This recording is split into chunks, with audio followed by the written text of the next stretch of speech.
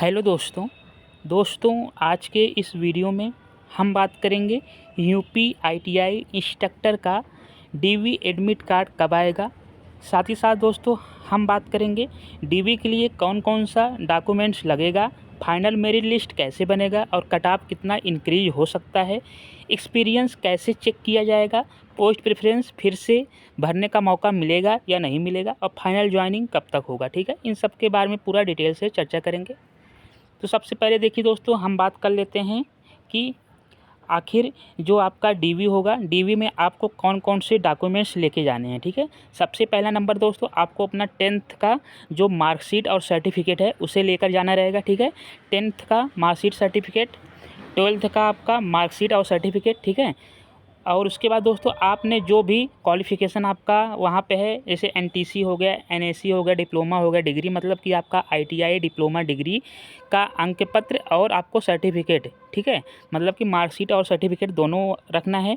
उसी प्रकार सीआईटीएस का अंक पत्र और प्रमाण पत्र जो है, ठीक है, और आपको अनुभव प्रमाण पत्र मतलब कि एक्सपीरियंस में केवल सिंपल जो आपने फॉर्म भरते टाइम अपलोड किया था वही लेके जाना है। ठीक है, अब आप समझ गए होंगे कि सबसे इम्पॉर्टेंट क्या क्या है यहाँ पे। सबसे इम्पॉर्टेंट आपका हो जाता है यहाँ पे आपका 10th हो गया, ठीक है, आपका 10th हो गया, 12th हो गया, आईटीआई डिप्लोमा डिग्री जो भी हो, ठीक है, सीआईटीएस हो गया और एक्सपीरियंस हो गया। ठीक है, ये जो 5 यहाँ पे दिखा रहे हैं आपको, ये 5 सबसे इम्पॉर्टेंट हो जाता है। ठीक है, 5 यहाँ पे सबसे इम्पॉर्टेंट है। और एक चीज़ और, आपको एक्सपीरियंस केवल वही वाला लेके जाना है जो आपने अपलोड किया होगा। ठीक है, अगर उसमें कोई चेंज रहता है, आप नया बनवा के ले जाते हैं तो वो वैलिड नहीं होगा। ठीक है, अब आगे चलते हैं। आगे देखिए, सबसे इम्पॉर्टेंट आपका जाति प्रमाण पत्र, मतलब कि यदि आप एससी एसटी, ठीक है, ओबीसी इनमें से कोई भी हैं आप, तो आपको अपना जाति प्रमाण पत्र एक लेके जाना है। और यदि आपका जाति प्रमाण पत्र 3 वर्ष से पुराना है तो आपको अभी से एक नया आवेदन कर देना है। आपको ई डिस्ट्रिक्ट वेबसाइट पे जाके एक नया आवेदन कर देना है अपना जाति प्रमाण पत्र के लिए। ठीक है, वैसे ही आपका निवास और ईडब्ल्यूएस हो गया। ठीक है, निवास ईडब्ल्यूएस एक आपको, यदि आप यूपी के हैं तो आप अपना निवास तो आपके पास होगा ही, अदर आप अदर स्टेट के हैं तो भी आपको, जहाँ के भी हैं आप अपना एक निवास वहाँ का बनवा के रख लीजिएगा। ठीक, और अब बात करते हैं ईडब्ल्यूएस सर्टिफिकेट। तो ईडब्ल्यूएस सर्टिफिकेट भी आपके पास दोनों होना चाहिए। एक तो जब आप फॉर्म भरे थे उस टाइम जो अपलोड किए होंगे वो वाला भी, और एक अभी न्यू बनवा लीजिएगा। ठीक है, न्यू अभी मतलब कि इस वित्तीय वर्ष का, मतलब कि 24 और 25 वाला जो अभी चल रहा है, इसमें का भी एक आप अभी से बनवा के रख लीजिए। ठीक है, अब देखिए, उसके बाद आपका जो अनुभव होगा, अनुभव मतलब कि जो एक्सपीरियंस सर्टिफिकेट आपका होगा वो आप आईटीआई डिग्री डिप्लोमा बाद का भी काउंट किया जाएगा। ठीक है, वो तो आपको पता ही होगा। ठीक है, अब सबसे इम्पॉर्टेंट आधार कार्ड फ़ोटो हो गया। ठीक है, आधार कार्ड फ़ोटो हो गया। अब इनके अलावा देखिए, एक चीज़ हम आपको बता दे रहे हैं, यदि आपका नाम, पता, जन्म तिथि में कोई भी त्रुटि है तो उसके लिए एक आप अभी से शपथ पत्र बनवा लीजिएगा। ठीक है, आपको अपने वहाँ पे कचहरी में, तहसील जो कचहरी होता है वहाँ पे आपको जाना है। वहाँ पे स्टाम्प पे आपको एक अपना जो भी कुछ मार्कशीट में जो भी कुछ इशू हो, जैसे स्पेलिंग का हो गया या फिर डेट ऑफ बर्थ हो गया, एड्रेस हो गया, फादर नेम हो गया, मदर नेम हो गया, स्पेलिंग वगैरह, तो इसे आपको अभी से सही करवा के रख लेना है। ठीक है, ये आप समझ गए होंगे। आपको 10th का, 12th का, आईटीआई डिग्री डिप्लोमा जो भी आपका हो उसे रखना है। सीआईटीएस हो गया, अनुभव हो गया, ठीक, जाति, निवास, ईडब्ल्यूएस हो गया और आधार फ़ोटो हो गया। ठीक है, इसके साथ साथ आपको इन सभी डॉक्यूमेंट्स का एक एक दो दो सेट आपको फ़ोटोकॉपी भी रखना है। ठीक है, आई होप आप समझ गए होंगे। अब देखिए, डीवी एडमिट कार्ड कब आएगा। तो देखिए, डीवी एडमिट कार्ड आपका संभवतः है कि 10 तारीख तक आ जाए। ठीक है, 10 तारीख मतलब कि आप 9 तारीख ही मान सकते हैं।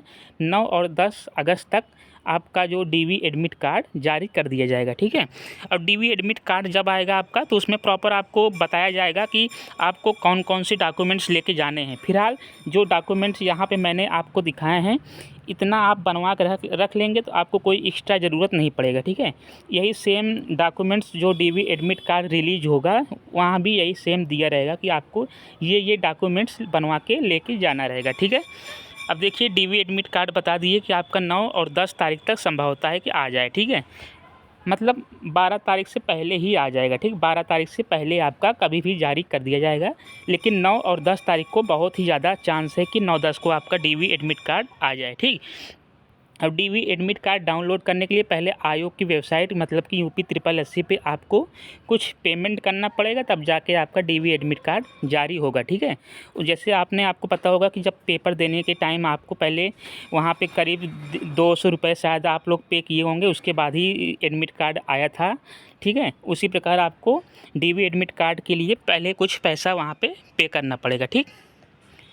अब देखिए आगे क्या है, पोस्ट प्रेफरेंस का है। यहाँ पे पोस्ट प्रेफरेंस, यहाँ पे देखिए काफ़ी लोग पूछ रहे थे कि क्या पोस्ट प्रेफरेंस फिर से भरने का मौका मिलेगा।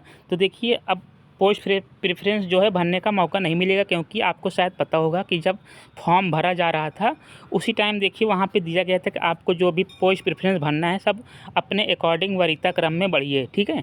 तो इस वजह से अब शायद संभावना नहीं होगा, क्योंकि जो जनवरी में जो PDF जारी किया गया था वहाँ भी सब उसी पोस्ट प्रेफरेंस के अकॉर्डिंग रोल नंबर सब दिया गया था, ठीक है। तो अब शायद ऐसा मौका दोबारा नहीं मिलेगा, ठीक है।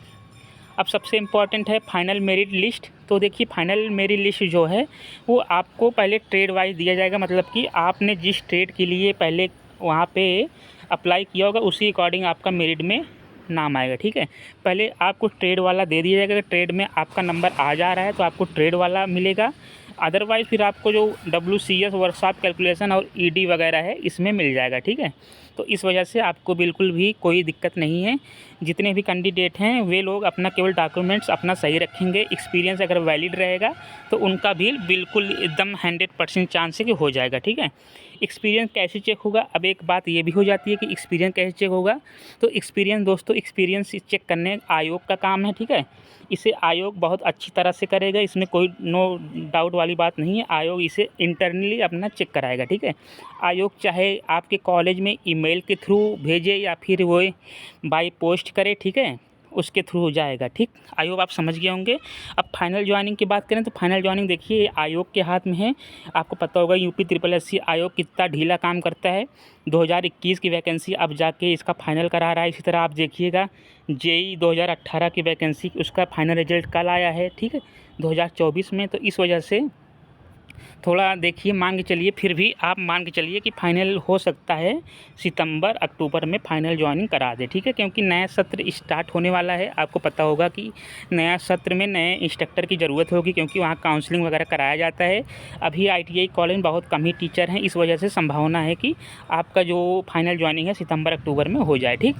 इनके अलावा भी कुछ भी डाउट हो आप हमसे कमेंट सेक्शन पूछ सकते हैं। Thank you for watching.